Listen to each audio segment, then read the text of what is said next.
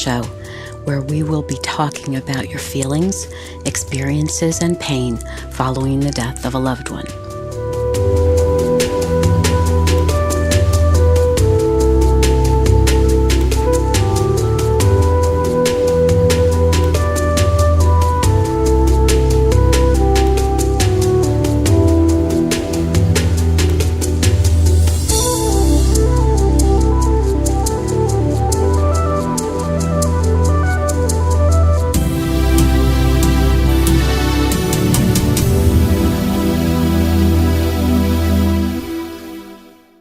Good morning, good afternoon, good evening.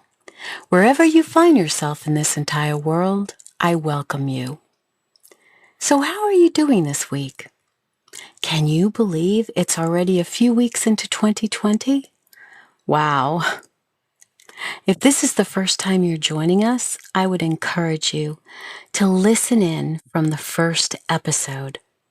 We aren't exactly a serial podcast, but we aren't episodic either. Leave it to me to be different.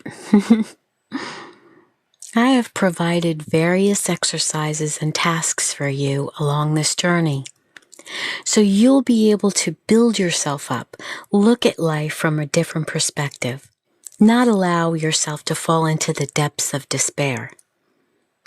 But if you feel like that's where you are right now, perhaps listening from the beginning will help that, will give you a sense of hope and uplift you. Now, I realize I started this podcast in early December, and that was intentional. I wanted to help you better understand how to prepare for Christmas, Hanukkah, and other year-end holidays, and also how to walk through them and hopefully enjoy them to the best of your ability. Because these holidays can be very difficult, especially if it's your first time encountering them, you more than likely don't know what to expect, and I wanted you to have a better feel for what could happen so you wouldn't be so surprised. And the Sunday before the New Year, I gave you a challenge to look at what you truly wanted this year instead of what you didn't want. When we are so wrapped up in our grief, we feel so sad, so negative. And my hope was for you to design a new life, a new plan for this year. So while the holidays have now come and gone this year, it would be wise to take the time to listen to my podcasts in order, so you will have a good background on holiday grief. So when another holiday comes around during the year that may trigger pain for you, you will have a sense of what to expect and how to handle it. Plus, you will be up on this when next November and December rolls around. So go through the episodes in their order, and I believe you will see the method to my madness. I did all this intentionally, so you will participate in the gratitude journal and exercises. Yes, even the holiday ones, so you can create new choices at other holidays, which will come up ahead this year. And please let others know about this podcast who might need it, since many people grieve secretly. They may let their pain slip every once in a while, or tell you their story once you've shared yours. And at that point, please let them know about the show. I would really appreciate that. The primary purpose behind why I developed this podcast was to help you realize that you don't have to grieve every moment of every day. You are allowed, even entitled, to live your life while you're grieving for a loved one. And I want you to do this without any guilt. I believe for some unknown reason, we bought into the lie that we weren't allowed to live our life after they have moved on to the next phase of their own journey. And whether that is heaven for those who believe, or some other place out there, it's still a new place for them. Now, personally, I'm a heaven kind of gal. I've spoken with too many folks who described their death, moving into the glorious white light, and came back to tell about it. All of the miraculousness on the other side. Is that a word, miraculousness? Not sure. Oh well. I like it. The most impactful part of all of it was that when we die, we are greeted by the people we love who have gone before us. They are waiting for us just beyond the stream of golden light we follow and walk toward. For me, that sounds wonderful. Can you imagine that when you died, you will be greeted by that special loved one you are grieving for today? Isn't that such a magnificent thought to consider? Such an amazing thing to look forward to? To know they are alive and well and enjoying the next life with relatives and friends whom they grieved for before they died. If your mother died, she is visiting with her mother and father now, just waiting for years, even decades, until she will see you again. And if your daughter died or your son died, it seems comforting to know your older, maybe even younger relatives were there to greet her or him when she arrived in heaven or when he arrived in heaven, and is now safe with them until you yourself die and are greeted by the little baby, the child, the teen, maybe young adult that you grieve for today, but will embrace one day when it's your time. I know it's kind of scary to think that each one of us has a date when this will all end. It's not something we choose to think about often, but it lingers in the background, and it's something we have no control over.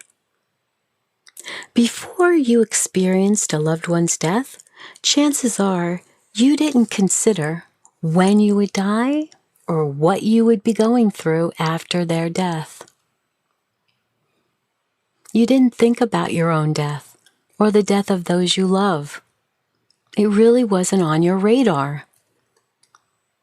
Yet we want to believe if we do things right on this earth, somehow we will be spared from tragedy and pain. But the truth is, we can't, and we don't. Control is elusive. Some of us run circles around our family and friends trying to keep all of us safe. But in the end, the manner and the time of our death is already preordained, meaning predetermined. Some place that responsibility on God. Some place that responsibility on the universe. Some don't place that responsibility on anything or anyone. But regardless of where you place that responsibility, the amount of time we have on this earth is not naturally up to us. Now, we may push it along if we use alcohol, drugs, fast car racing, and other reckless actions. We may decide to suddenly call our life to an end through suicide. But ultimately, the day we are to die is the day we are to die. So why do I say this? Because we might be saved from those reckless actions by a firefighter or a paramedic. And then that day wasn't the day. And if we keep being reckless, another day will be. But for those who don't choose recklessness, our day will come, perhaps when we least expect it. Even in the case of chronic illness and degenerative illnesses, when we die, our surviving family members and friends still question why it was that specific day that they died. If a person died of a form of cancer and was ill for many years, back and forth with treatments, recovered, and then the illness reappeared, we will wonder why it was that exact day that was chosen for them. You may wonder, we went through all this pain, treatment, suffering, and they died now? I believe they had many more years to live. What was all this for? For other families who may have experienced their loved one's death by accident or sudden death, the shock is overwhelming, but in a different way. Maybe it was a car accident, stroke, heart attack, natural disaster like hurricane, earthquake, flood, or fire. Maybe a plane crash, drunk driving crash, intentional murder or terrorist act. Death of a law enforcement officer, firefighter, or member of the military. All of these came suddenly, no warning. You may have said goodbye to them in the morning, and they never returned at night. Instead, a police officer appeared at your door with the unbelievable news. Or a military officer arrived to share the devastating news that your son or daughter was killed in action in a faraway place overseas. We are never ready for the death of someone we love deeply. How can we be? We try to prepare if they've been sick. We cannot prepare for a sudden death. We don't want to even consider they will do anything to jeopardize their life. But sometimes this happens. There will be deaths you think you can accept, and others you believe you can't. But ultimately, whatever life hands you, you have no choice but to live through it. And I realize that seems quite unfair to say, but if you have survived them, that's just the way it is. And you might wish it wasn't that way. You might sometimes wish you went before them. And I can definitely understand that.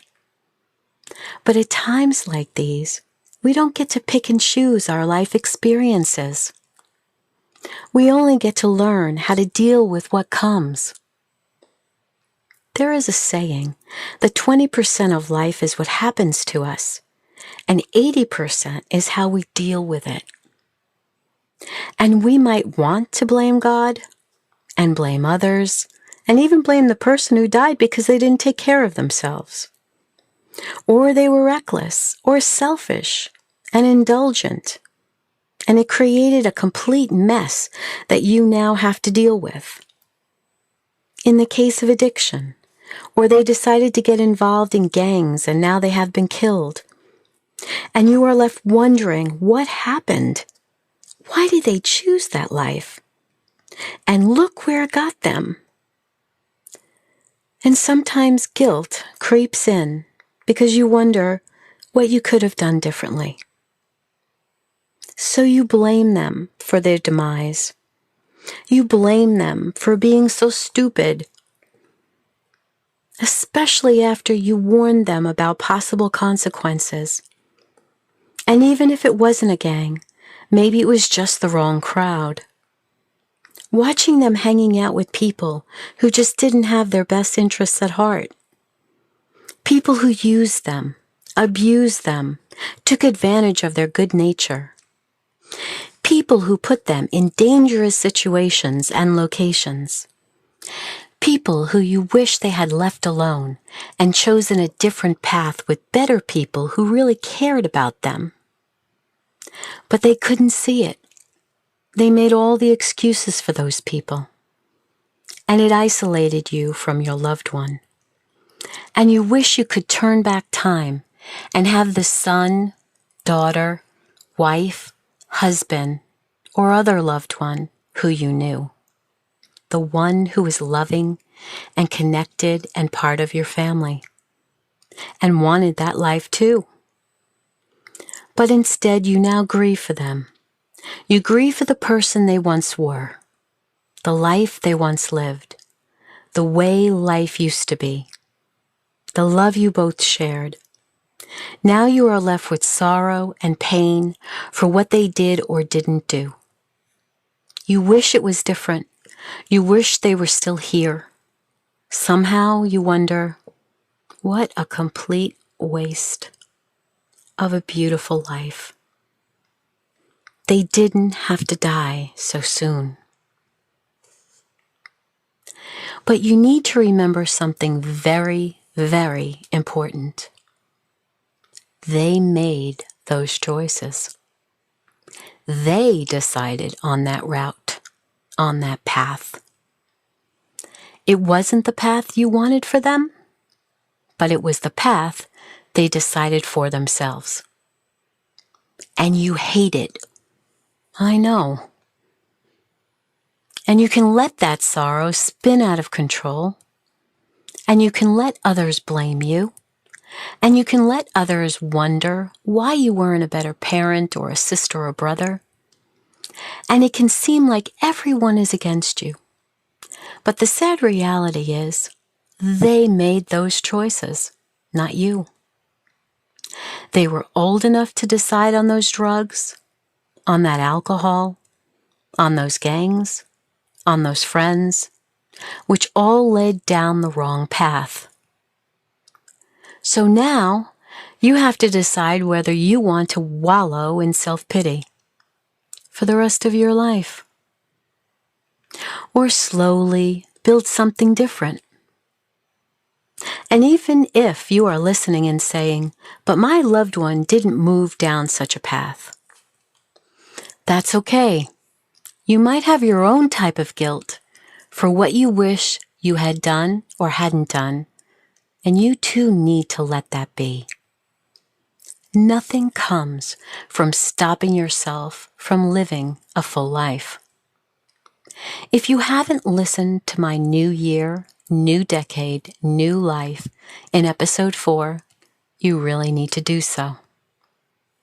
In that episode, I ask you to look at the different sectors of your life: emotional, physical, intellectual, spiritual, financial, and social, to make decisions about at least one thing you will do in each area this year. Will you learn EFT, the Emotional Freedom Technique, to help you get your emotions more settled? As I mentioned then, my favorite practitioner is Brad Yates, and you can find him on YouTube, but I'll put a link in the show notes to his site. In the physical area, can you get up a little earlier? Take a walk first thing, just to give yourself some fresh air. Move your body so you aren't stagnant. In the intellectual area, will you decide to learn a new skill? Take a course? Join a particular podcast to teach you something new? In the spiritual area, perhaps choosing a short 10-minute meditation each morning would work well for you. Not too long, something you would stick to bring you more peace. Maybe you'll venture back to church or synagogue and see how it feels these days. You might take my tip and visit when it's empty. I love how peaceful it is when there are no services going on. This is my favorite time to just be with God alone. In the financial area, what can you do to reorganize your finances? Reduce debt, discard clutter in your home.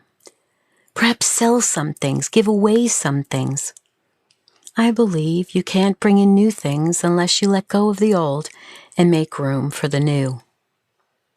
And maybe in the social area, you decided to join a support group specifically for your type of grief, where you can make new friends and perhaps share coffee or lunch.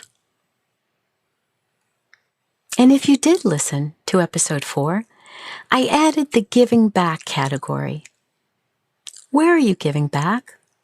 Have you brought a plate of food to an ill neighbor? Perhaps you'll share your wealth with a worthy cause, like the Foundation for Grieving Children, which I started many years ago, or the Salvation Army. Just promise me you'll really look at how the funds are used. Some of the top names in the nonprofit world are definitely not sending their money to the people they say they help. Instead, their administrative costs are heavy and little moves directly to the people. Not nice, and definitely not responsible. And most people don't know this. They only hear the top charity names and think they are solid. Oh my, but sadly, they aren't. So do your research and find out how much they pay their CEOs, what percentage goes to their cause, and what their business model is. And I thank you for doing that research.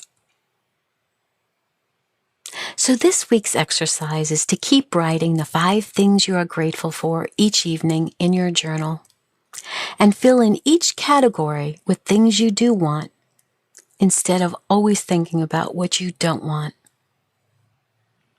You see, if you continually think about what you don't want, you can't have what you do want. So if you've already filled in each category with good things for the new year, I applaud you. Keep going and don't stop. Fill your life with positive, uplifting things that will make you feel good about yourself. You can't change the past, but you can definitely change the future. And if you haven't started your lists in each category, then today is your day. You are entitled to live your life while grieving. You don't get to wallow anymore, no matter how messy grief is. And yes, it seems like the right thing to do, but believe me, it's not. It isn't going to do you any good. It only sinks you deeper into the rabbit hole, which I don't want for you. I want you to look at the positive. I want you to feel grateful for all you have, all you accomplish, even if it's just the littlest thing, like doing some dishes today. I want you to celebrate your successes, not dwell on all that's left to be done. Just take small bites and keep moving forward. I want you to remember, I am your biggest cheerleader. So now, let's get up, dance to the music, or wiggle in your seat. This is a new day, and I'm happy you're in it with me.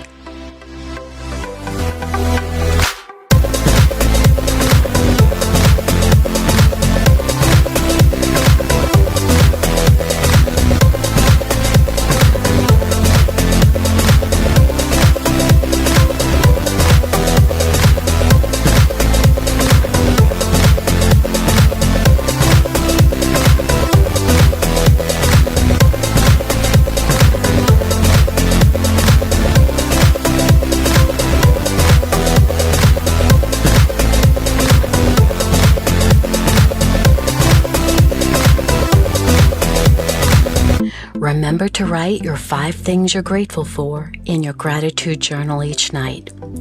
Add to the categories ideas of what will bring you happiness, things you'll do this year. Subscribe to this podcast and rate and review this episode.